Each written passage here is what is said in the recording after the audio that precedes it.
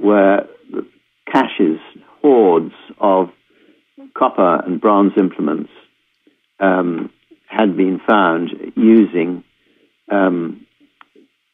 American copper from the mines around the Great Lakes. And of course, my first port of call was return to Turkey to go to the Uluburun wreck, see if there was any analysis of the copper which had been found in this wreck sitting on the sea bottom since 1400 or 1600 BC.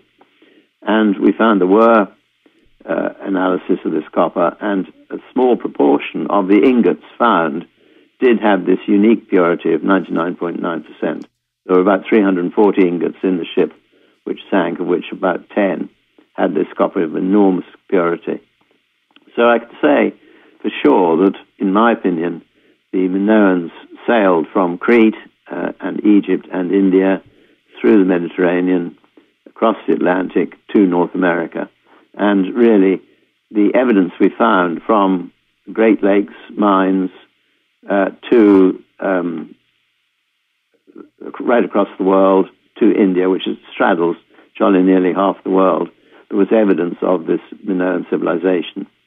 Now, I had the most enormous stroke of luck because I sold the rights, the literary rights to my book, The Lost Empire of Atlantis, to Orion. And Orion issued a press release in April 2010 that they bought these rights and they were going to publish a book about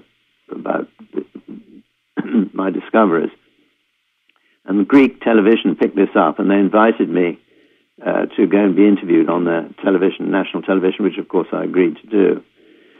And unknown to me, on that program was a Professor Tsikritsis, who was a Greek mathematician, professor of mathematics, and he had spent 20 years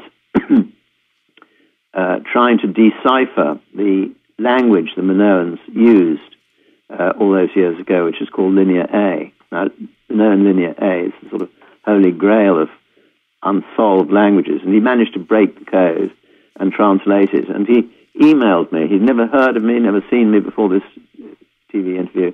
He emailed me saying he could say for sure that the Minoans had visited Greenland, they'd visited northwest Scotland, traded across the Mediterranean, they'd visited India, and all the places I'd said in my book where they traded, he'd found corroborative evidence.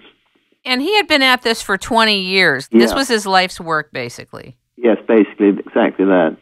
And where he'd found Linear A, it coincided with where I said the Minoans had gone. So I say that this couldn't be a coincidence. If there were one or two places, yes, but there are 9 places which right across the world where Linear A has been found, where which he's translated, where the Minoans traded. So in effect, we found that this trading empire of the Minoans, which stretched from the Great Lakes of America to the islands, to northwest Scotland, to southwest England, northwest France, southwest Spain, southwest Portugal, the Baltic, right across the Mediterranean, Middle East, through Egypt to India.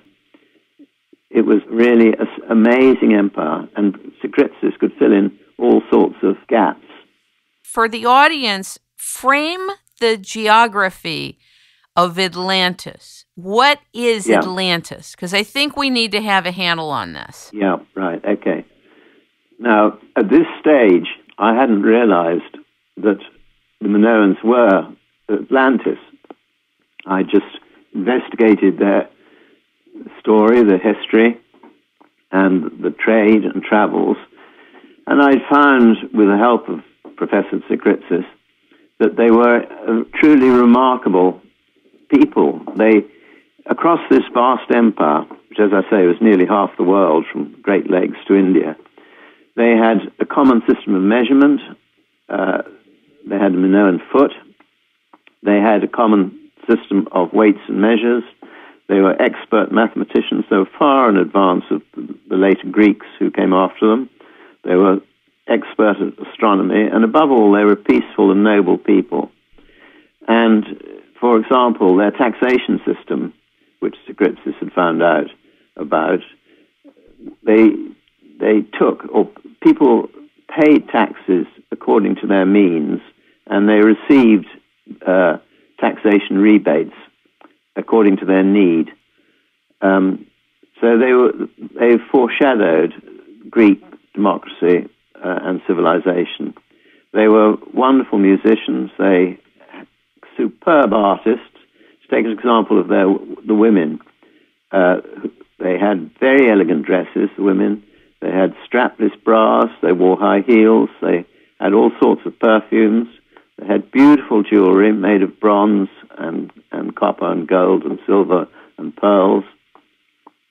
They could make wine and beer, and they had their houses were 4 stories high, and they had translucent windows, and they had separate hot and cold water systems. They had flushing toilets. It's just a very, very modern society. So they had fresh running water as well, and hot and cold, and AC, and bathtubs, and fountains. Absolutely, exactly that.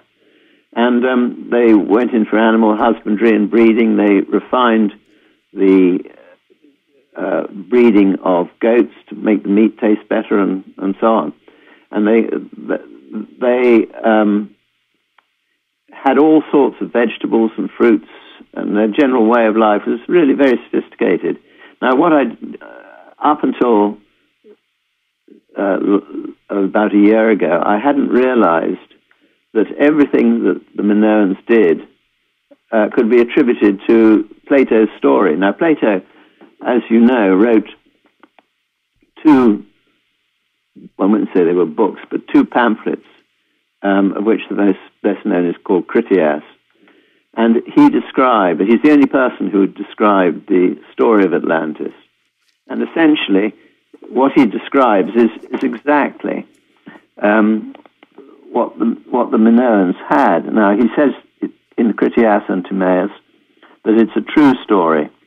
And it's a true story about a very advanced people who were literate. They had a written language, and they lived on islands. Now, the only islands in those days that were literate were Crete and Thera. There were literate peoples in Mesopotamia and in Egypt with a written language, but they weren't islands. So the only place that satisfied Plato's description was Crete and Thera. Now, he says that these people, the Atlanteans, were very sophisticated, and they were traders in metal. And they had seagoing ships, and their wealth came from international trade in metals, which is, again, the only people in the world who had ships and traded in metal in those days were Minoans from Crete and Thera. He says that they got greedy, and they decided they would invade the Mediterranean, and they would conquer Greece. And that is exactly what happened with the Minoans. They sadly did get greedy. And then Plato says the gods took revenge, and they decided to destroy this civilization, and they did so in a terrible day and night of violent tempests and storms, and the sea was turned into mud, and a huge tsunami destroyed their civilization. Exactly what happened when the center of Santorini was blown apart by this colossal volcanic eruption in 1450 BC. He says that the Minoans held sway over Western Europe, the Eastern Mediterranean, North Africa, which is exactly what the Minoans did. They had colonies right across the Mediterranean and in North Africa and in West Europe, notably in southwest Spain. Plato says they had the cult of the bull, and that's exactly what the Minoans had. They kept bulls in their ships. They transported them to Spain and various islands in the Mediterranean. And they had a bull dance, a very, very risky, advanced dance in which they leapt over the bull's horns, running straight at the bull's horns, and then they leapt onto them and onto the bull's back. He says that Plato says they had beautiful houses of 5 stories with translucent roofs, which again